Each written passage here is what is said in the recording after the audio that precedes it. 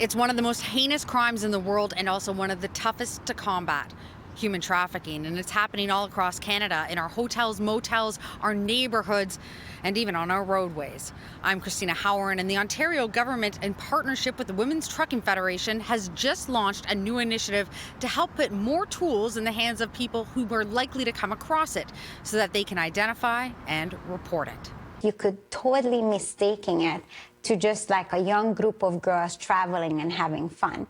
It's a training platform for truckers and those in the logistics industry, led by a human trafficking survivor, to help inform people about the crime and what to look for. The victims can be any gender. They can be as young as 11 years old, as old as 35 or 40. Police reported incidents of human trafficking climbed 44% in 2019, but that's only police-reported cases. Most victims don't go to the police.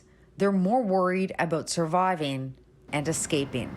Many of our victims of human trafficking are trafficked along our 400 series highways, along our corridors. And so it's important that our truck drivers have the tools that they need to identify the signs and to know what to do if they suspect that they actually see a victim who needs help. We've been a year working on all of this. Shelley Walker is the driving force behind the new program, after years of working with survivors and trucking those very routes. We commonly, as drivers, refer to women that knock on our door as a lot lizard. We just feel they're prostitutes. We put stickers up telling them to stay away. They're not all prostitutes. A lot of them are victims. So I think that was important. And, you know, it's really hard to gauge the age of somebody now. Like our 12 and 13-year-olds look like they're 20. So it's just looking for a little bit more telltale signs. The average age of recruitment into sex trafficking is just a little over 13 years old.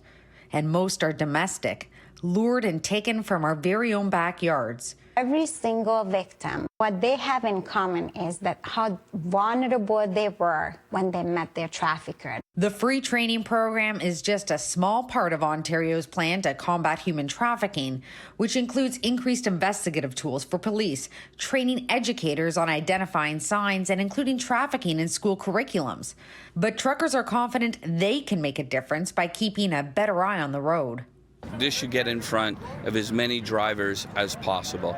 So if it makes sense to add it to the mandatory training for truck drivers, why not make it a part of the mandatory training?